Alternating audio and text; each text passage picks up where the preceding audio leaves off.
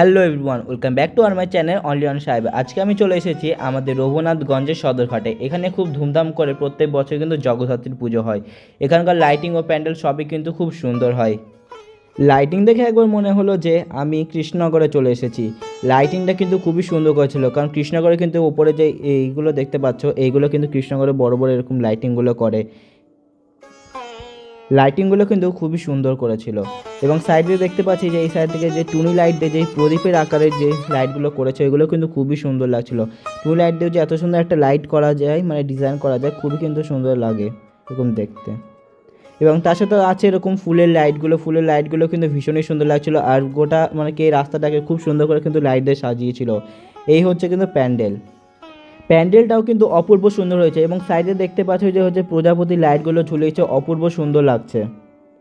প্যান্ডেলের স্ট্রাকচারটা অনেক সময় যে স্বস্তিকের চিহ্ন টাইপের বা যা একটা মানুষ টাইপের যে একটা সব প্রদীপগুলো ঘটে আঁকে, যেগুলোতে হচ্ছে পুজোর ওখানে করে, তো সেরকম টাইপের একটা স্ট্রাকচার করেছে। এটার নাম কি আমি অবশ্যই জানি না, তোমরা জানলে অবশ্যই কমেন্টে বলে দেবে। কিন্তু প্যান্ডেলের স্ট্রাকচারটা কিন্তু আমার কাছে ভীষণই সুন্দর লেগেছে। এবং লাইটিংগুলো তো অপূর্ব সুন্দর। চলো তাহলে এবার মনের ভিতরে প্রবেশ করি, নিজে প্রতিমা দর্শন করি আর তোমাদেরও কিন্তু প্রতিমা দর্শন করাই। এই পোস্টারটা হচ্ছে আগের বছর প্রতিমা সম্ভবত। আগের বছর প্রতিমাটা কিন্তু বেশ সুন্দর হয়েছিল। আর এদিকে ঢুকতে কিন্তু হচ্ছে একটা লাইটিং দিয়েছিল, খুব সুন্দর একটা ঝাড় টাইপের। আর ভিতরে সাজসজ্জা কিন্তু অপূর্ব সুন্দর দিয়েছিল, আর প্রতিমা তো অতুলনীয়।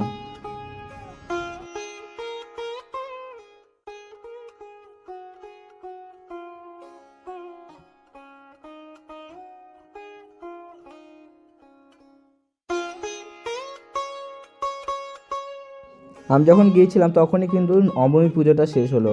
প্যান্ডেলের ভিতরে লাইটিং এবং ঠাকুরের সাজসজ্জা এবং ঠাকুরটা কিন্তু আমার কাছে ভীষণই সুন্দর লাগছে। এবং সাইড থেকে স্বস্তিক চিহ্ন আর বিভিন্ন ধরনের সব জিনিসগুলো লাগিয়েছিল।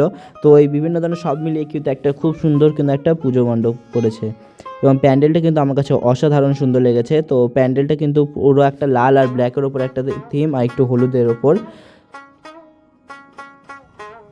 এবার তোমাদের একটু ভালো করে প্যান্ডেল দেখায়। প্যান্ডেলের প্রত্যেকটা কাজে কিন্তু খুব সুন্দর হয়েছে। প্যান্ডেলের মাঝে মাঝে কিছু গ্রামের দৃশ্য ও কিন্তু কিছু বাদ্যযন্ত্র, আর উপরে কিন্তু জগদ্ধাত্রী মা আর মিলে কিন্তু একটা সূর্য ঠাকুরের হচ্ছে ছবি দিয়েছিল, সূর্যদেবের।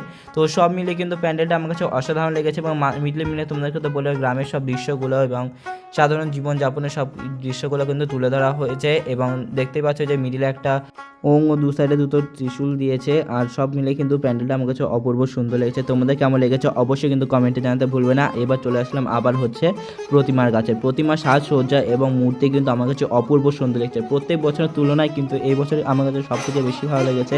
অনেক বছর হয়তো কৃষ্ণনগর থাকার কারণে আমি এখানকার ঠাকুর দেখতে আসতে পারি না, কিন্তু প্রত্যেক বছরে তো আমি কিছু বছর তো আমি এখানে ঠাকুরটা দেখেছি। তো যত বছর দেখেছি তার থেকে কিন্তু এই বছরের প্রতিমা এবং প্যান্ডেলটা কিন্তু আমার কাছে অপূর্ব সুন্দর লেগেছে সব থেকে বেশি।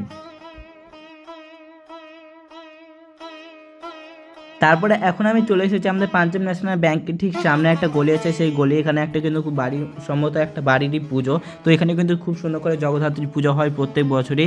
এবারে আমি এখানে প্রথম এসেছিলাম, দেখে ঠাকুরটা কিন্তু অপূর্ব সুন্দর হয়েছে। এবং এখন চলছিল কিন্তু সন্ধ্যা আরতি।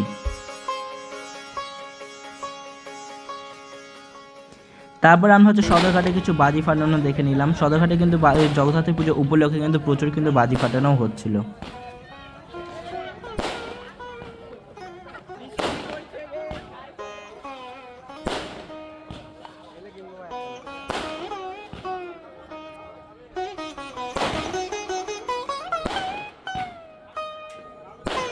বাজি ফাটানো দেখার পর আমরা কিন্তু চলে আসলাম বাড়ি। আর ভিডিওটা কেমন লাগলো অবশ্যই কিন্তু কমেন্টে জানিও। তাহলে আজকে ভিডিও এতটুকুই থাক, দেখা হচ্ছে নেক্সট সুন্দর একটা ব্লগে। তো দেখুন সবাইকে টাটা, বাই বাই।